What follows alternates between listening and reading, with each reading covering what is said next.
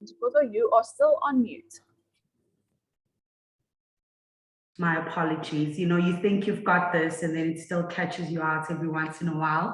Good afternoon, everyone, and welcome to another Small Cap Meet the Management session brought to you by Dukasashio and Easy Equities. As Ane has introduced, I'm Dozo Kumalo, financial journalist, content consultant, and Dukasashio Titan. I'll be facilitating the session this afternoon as we unpack the investment case for property holding and investment company ARB Holdings. Now, the company recently published robust results for the year ended June 2021, reporting a 24% jump in revenue and an increase of 128% in its basic earnings per share to 81.45 cents. The company also declared a 42.55 cents per share dividend, as well as a special dividend of 10 cents per share to its investors.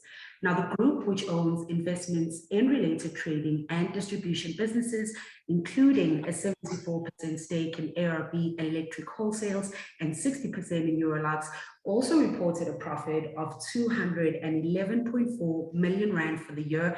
That's a massive 126% jump when compared to the year before. And to help me take a little bit of a look back and a closer look at ARB's results is the group's outgoing CEO, Billy Neesham. Financial Chief Officer Grant Scrotton will talk us through the continuity plans and strategies currently in process, while Designate CEO Blaine Buke will unpack the industry, culture, and future plans for ARB in that context. Thank you so much for joining us, gentlemen. Thank you. Thank you. Thanks for having us. Now, I think before we kick off the session, we should just quickly run through some house rules. The session has been broken up into two parts, which will allow us to open the floor halfway through to some questions. So you can drop your name, where you're from, and the question in the chat. And when we've gone halfway through, we'll make sure to get the senior management to answer those questions for you. And I think with that, we can kick right in. So first question, last year, the board and the executive management took a number of proactive decisions to ensure the sustainability of the business through the COVID-19 pandemic. What are some of those decisions, Billy? Because they really do seem to be paying off. I think as everybody was taken by surprise with the complete lockdown, and we had to act swiftly to make sure we protected all our assets, preserved our cash, and our assets include our people. So we had to make sure that our people were safe and they could operate from home, or where they could operate from home, they continued to do so. And they continue to be used where they could to deliver to our customers who were operating as an essential service, and we needed a permit to do that. As far as the people that couldn't work from home, we made sure that they participated in the tours, and we supplemented that with allowing them to take annual leave, paid annual leave, and we allowed them to go as much as 10 days negative during that period to ensure that they weren't prejudiced in any way, or as little as possible. What we did do then was we looked at what we believed our new business would be. We expected a major downturn in the business as a whole. So we had to look at rationalizing the business to make sure it was sustainable. And we took the decision to retrench some people, unfortunately. But there was also a certain amount of rationalization that was happening in relation to the Radiant merger that had transpired 18 months before that. So we really preserved cash during that time as much as possible to make sure that we could carry ourselves through, because we had no idea what kind of period that would be for. Now, it's a shaky period for everyone, and as you're saying, that preserving cash important for any business during this time. But we did see investors, being rewarded with a dividend of 42.5 cents per share, including that 10 cents special dividend. Why that special dividend this year, Grant? Look, it's not the first time we've done that. If you look back into history, in 1917, 1918, we've also paid special dividends. The board has a philosophy that if we generate excess cash, and as a trading house, we do then generate excess cash. We return that to shareholders unless there are short or medium term acquisition opportunities. And Billy can talk around that. So we have a normal dividend policy, and you can see that at the bottom right. And to the extent that there is excess cash in the business, we return that to shareholders as well. It gives a very good dividend yield as a small cap, making the company a lot more attractive to the sort of the non-industrial market. Now, for the financial year under review for your latest numbers, started during the peak of the first wave of the COVID-19 pandemic in South Africa specifically. Blaine, how did this affect your ability to trade? I mean, obviously you already had those measures in place to protect the business, but how did it affect your ability to trade, your supply chains, and what divisions were most affected? Unfortunately, I think all the divisions were affected, probably equally in that initial hard lockdown where we were just unable to trade in its entirety in April and May. We were registered as an essential service provider in ARB Electrical Wholesalers, but it was very much on a breakdown buyout basis, supporting food manufacturers, supporting healthcare, and it was very small in terms of our overall revenue in a normal month. So it hurt quite badly. And coming out of the March-April period, we started to see some increase in volumes, probably around July, August. And of course, stock had continually been rolling in, particularly in Eurolux over that period, because we had placed orders some time before that. So I think we benefited from some goodwill that was created by paying our suppliers on time over that period, and also then exiting the lockdowns with stock holding, with stock on hand, and that served us well once trading started picking up again, because we had the stock and we were able to service pent-up demand that it really was driven from the lockdowns. Subsequent to that, and since probably July, August of last year, we have experienced some supply chain disruptions, and we expect those to continue for at least the next 18 months. In particular, import costs such as shipping costs with regards to the container prices out of China have risen dramatically. Now, for a business like ARB Holdings, and just kind of building on what Blaine has said, one might argue that it's a little bit easier to weather the storm, for a company like ARB Holding, having those high stock levels, being able to benefit from favorable rand-dollar exchange rates. But for small players, specifically small Black business players in the space, it really becomes a matter of survival or closing shop. Billy, throwing it to you, how has ARB played its role as a corporate citizen, especially over this time, to help drive that economic transformation and equity in your industry? I think from our point of view is that we've always acted as bankers to a large number of our customers. Getting credit for the small Black contractors is probably the hardest thing out. And we took a decision quite a while ago to advance a limited amount of credit to some of the smaller players. And I'm happy to say that some of those have grown now into big businesses. The one particular customer that I referred to is that we started supplying them a credit limit of 30,000 Rand. We now supply them or give them credits in excess of 5 million. So that's now become a very sustainable business. A lot of these small contractors are also getting some reasonably big supplies from municipalities and utilities, and they battle with the credits, and we've actually managed to work with them to make sure that we get paid. And generally we've had to extend payment terms to them on occasions, but most times we've actually been paid in full, and it really has helped them to grow their businesses and then create some of their own subcontractors working for them. So we have actually helped over the periods. Now, before we open up the floor, we are about to open up the floor to some questions from investors and potential investors. So just a quick reminder to throw in your questions in the chat. Grant, could you tell us a little bit about some of the projects that actually got a new lease of life after being delayed with the first wave of the pandemic? I understand that there is a construction of a major new data center in the mix. There are a couple. I think the biggest project-related items came out of electrical division. So I'm going to do a bit of a US pass across to Blaine, because he's the guy who actually is on the ground involved in these type of projects, and he'll give you a lot more detail. Blaine? Sure. Yeah, with pleasure. Yeah, I think that we certainly have benefited from an uptick in infrastructure projects, which have been rolled out post the lockdowns of last year. There was also an amount of catch up as projects were delayed or placed on hold. There've been a few nice data center projects, but there've been a number of different infrastructure related projects which are ticking up. And we are well positioned to take advantage of those. And just to add, they have been lacking over the last few years too. Mm-hmm.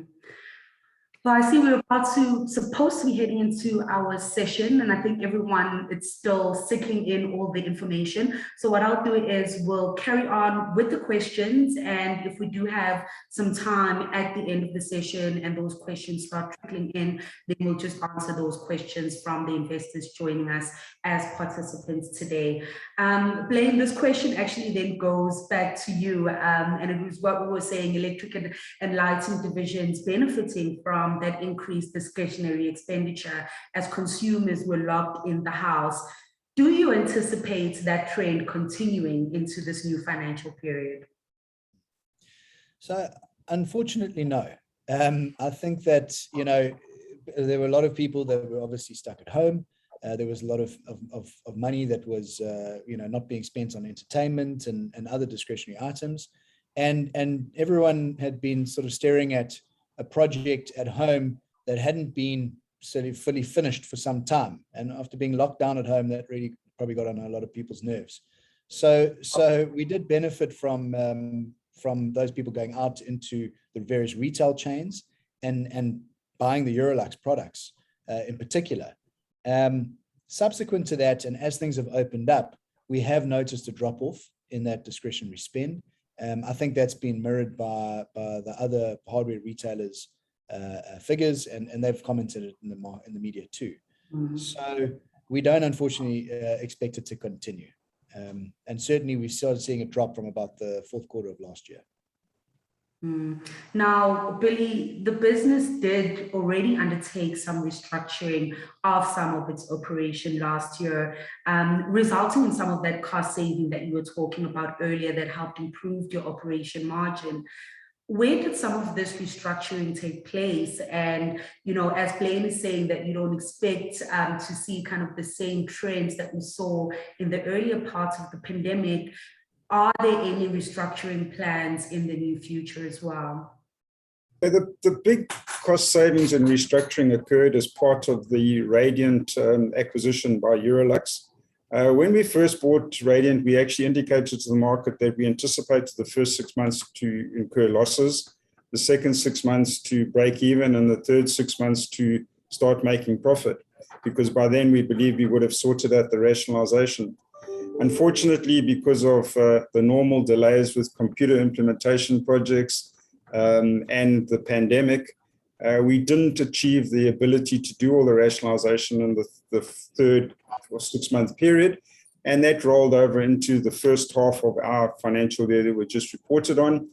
And it was mainly consolidation of infrastructure in terms of the building projects. Eurolux had a big facility in Lindbro Park, whereas Radiant had facilities in Wynberg, where we had actually bought the properties, and we relocated those to Wynberg, and we effectively saved a significant amount of occupancy costs. And then there was some rationalization of the people. We, as part of our ComCom approval, we were entitled to another 26 merger-specific rationalizations, which we did take advantage of. Unfortunately, where the business was at that stage, there were a few more than the 26 that had to be retrenched. We we are obviously looking at wherever there's a possibility to bring them back on board, we do. But those were the two main areas that we did save on. And now there's been some significant increases in the price of copper that obviously impacts on your business. Grant, will the customer and investors be seeing any of this benefits? Look, firstly, as a board, we have a strategy not to take speculative positions in copper. So you won't see any spikes in results of a rising or falling copper price. Our biggest vulnerability is when it changes quickly. We did obviously have a gross margin advantage in the last year. You see copper from its low there went up 40%. So the same meter of cable was costing some factor of 40% higher.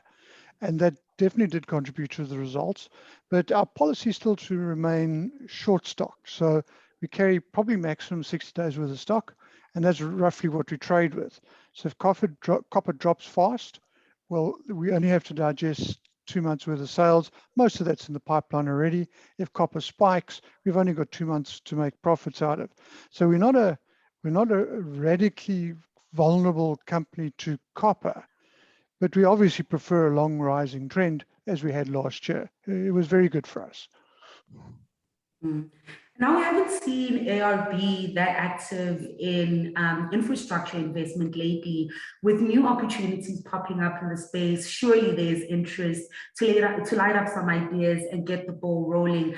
Blaine, should we expect any infrastructure investments to take place in the mid to long term? So, in terms of infrastructure investments, we have invested quite recently heavily in property. In particular in the Lordsview Distribution Centre and in our operations with the Radiant and Eurolux merger in Johannesburg.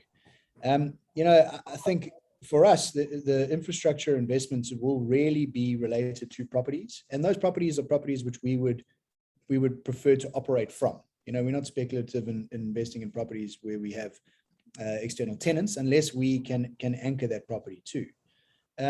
So at this stage, we don't have any intention in further large-scale investments in infrastructure.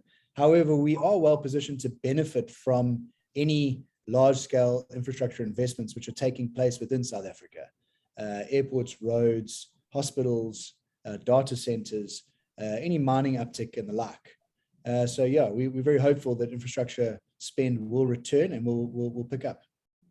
And before I get to my final question, we do have a question from one of our attendees, and they're asking how exposed are operating margins to significant inflation? That is, to what extent can increased overheads and material costs be passed on to the customers? Okay, I think I'll take that. Just there's generally the biggest increase in our product price has been copper related, and most of our products they are quoted subject to metal adjustments month on month. So when we quote forward, we subject to base it on a metal price as today's date.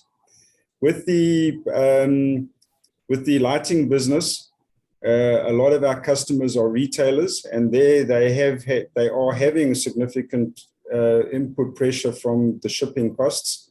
And that's a matter of negotiating with the retailers at the point in time. But there is a lag effect between our cost increases and the ability to pass them on to the retailers.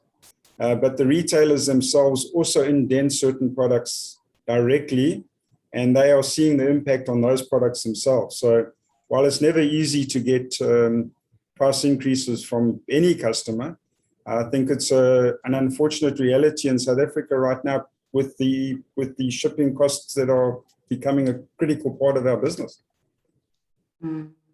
And I think just as a final question from my side before we run through the Q&A again, over the last decade, ARB Holdings has really held its own as a business. And Billy, I think I will throw this one to you again as the outgoing CEO, and the rest of the gents can obviously, jump in thereafter. What plans are you leaving behind for ARB Holdings, say, over the next 5 to 10 years? And why should investors and potential investors on the call today really pay attention to ARB's investment case? I think over the last while, we've actually had very mundane growth in South Africa. Government has spoken significantly about doing a lot of infrastructure projects. We haven't seen those come to the fore. A big portion of our business more 10 years ago was what we call the overhead line business, which is really the electrification of the rural areas. And that at one stage was about 35% of our revenue. It's now down below 10%. But it's something that government or Eskom is committed to, but there's just not the wherewithal to do it at this point in time. So we've maintained our strength and ability during a very challenging period, and we haven't reduced our overheads to the extent that we can't fulfill those projects when they come forward. So we're well positioned to take advantage of any infrastructure projects that do come online. We also have the balance sheet to enable us to do acquisitions, both in terms of what we call bolt-on acquisitions, adding to the electrical and the lighting divisions, either with new product ranges or similar type businesses by expanding the footprint. And thirdly, we're actively looking for other acquisitions that we would call a third leg to complement the lighting and electrical, and in the trading and distribution space predominantly, and more industrial type products. So the strategy is to make sure we're capable of dealing with any upturn that does come in the South African economy, expand the existing businesses, and acquire a new third leg. We do have, gentlemen, a question here from Deborah Chapman, and she's asking, what do you see as being the biggest challenge or challenges to the business in the next few months, the impact,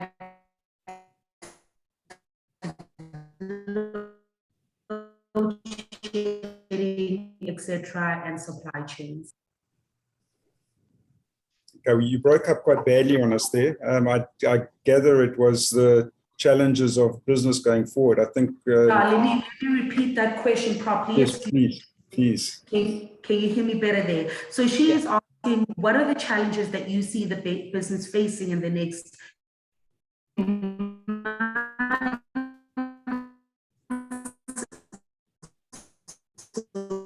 things like the impacts of load shedding? Okay, I think you're still breaking up, but we'll try and deal with it. I think the impact certainly, the first thing we can't avoid is the incidents in KZN in July.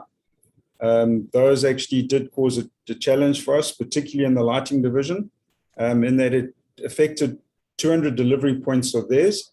It obviously impacted on the electrical division that their branches were closed for the week. And we did curtail some of our deliveries countrywide because of the risk of damage to our fleet. So we can't understate that. As far as the load shedding is concerned, I think that gives opportunities in terms of battery storage, solar power, and those kind of projects, both small scale for homeowners and for larger scale in industries. So there are opportunities, and it does impact on business. It does impact on the ability of the businesses to grow and to finance their stuff going forward. But I think wherever there's adversity, there's opportunity. And we just make sure that we look for the right opportunities in those circumstances. Thank you. Apologies for losing my connection a little bit there, but Deborah, I do think that Billy managed to answer that question for you. Before we close off our session for this afternoon, Grant, any closing word for the investors and potential investors with us this afternoon? I think you called on me, so I'll take it first, and then the guys can pass it. I've got a longer term view on our industry. You said 10 years. Now, if you look at Africa around it, sub-Saharan Africa, we must have the lowest electrification rate in almost all the world, other than some very distant and remote countries, which are not developing anyway. So if you're looking for an industry to invest in, what you should really look at is the macros of that industry. And if you believe the sort of electrification that's going to happen in sub-Saharan Africa, with these hydro schemes being developed in the DRC, all the way down to our neighboring countries putting up their power stations, I think the demand for electricity in this country is going to go through the roof. And you're looking at a group here that sells everything that's needed to take that electricity to the end user. So if I take a 10-year view in this company, I've got to take a 10-year view on the industry. And I think the electrical industry right now is a really great place to be in the long term. Yeah, I seem to have lost my connectivity. Speaking of those load shedding challenges, I'm going to ask Anne to please close our session for us. Thank you to all the investors and the participants who did join us. Any additional questions that might be coming in, you can continue to drop in the chat, and we'll make sure to get the team to get those answered for you. Anne? Thank you so much, Ntokozo. I just want to confirm that you guys can hear me loud and clear. Loud And and hear clear. you. Yeah. Great stuff. Thank you so much for giving us that long-term view, Grant. Blaine, any closing remarks from your side? Sure. I think, you know, what's important to note is that we're a business with a 41-year track record. Yeah. We have been listed on the JSE for, I guess this is our 14th year now. And certainly over the last 2 years, we've been bedding down some pretty significant projects in our Lordsview distribution center and the integration of Radiance. So just a real comment on going forward. I think we come off a very solid foundation. We've managed to weather quite a significant storm over the last 18 months. And we do foresee that there will be further supply chain disruptions over the next 18 months, but we're well positioned. We're well positioned for growth locally. We're well positioned for growth within sub-Saharan Africa, and we're excited to take advantage of those opportunities, which are continually presenting themselves to us as a group. And the ship that weathered the storm comes out stronger on the other side. So we are excited to see that from your side as well. Thank you for that. Billy, any closing remarks from your side? No, I think there's exciting times ahead under Blaine's leadership. A younger, more energetic man. Time for me to hand over the reins. We are actually looking forward to that as well. Some experience moving over to some young blood coming into quite an experienced company. So thank you for mentioning that, Billy. For those who haven't been following ARB's story that closely, Blaine will be taking over the reins from Billy in the time to come. Blaine, has that happened? Is that still to happen? I was just not sure. What can we expect in the next following few months? Sure. So it's been made official. We're in the process of a handover. We're in the process of finding a replacement for my role as the CEO of ARB Electrical Wholesalers. And Billy will be leaving us at the end of this year, so officially taking over from the beginning of January. But yeah, just a note and a word of thanks. I think that experience that we're losing is sad, because Billy's been with our group for 21 years, and his contribution to this group has to be noted. It's been immense. We agree, and you're definitely leaving on a high, Billy. So congratulations on the work that you've been doing in the company, and we're really looking forward to the way forward. Thank you so much for everyone who has joined us this afternoon. I am going to close the session in the next few minutes. So if there's any final questions that's coming through, feel free to post them either in the Q&A or in the chat. Thank you for the team of ARB for joining us this afternoon. To Blaine, Grant, and Billy, thank you for sharing some insights with us and for sharing the way forward. To the team at Easy Equities, who has sponsored 50 Rand vouchers to all the participants this afternoon, thank you to them. They have celebrated their 7th birthday this week, so we are celebrating with them in that spirit this week as well. And we are so grateful for their continuous support. And with that, there's no more questions coming through. Thank you so much, Blaine, Grant, Billy, and Tukozo for facilitating this session this afternoon. We are really grateful for your time, and with that, we will be saying goodbye. Thanks, guys. Thank you. Those guys. Thanks, everyone. Thanks, guys. Goodbye. Cheers. Bye.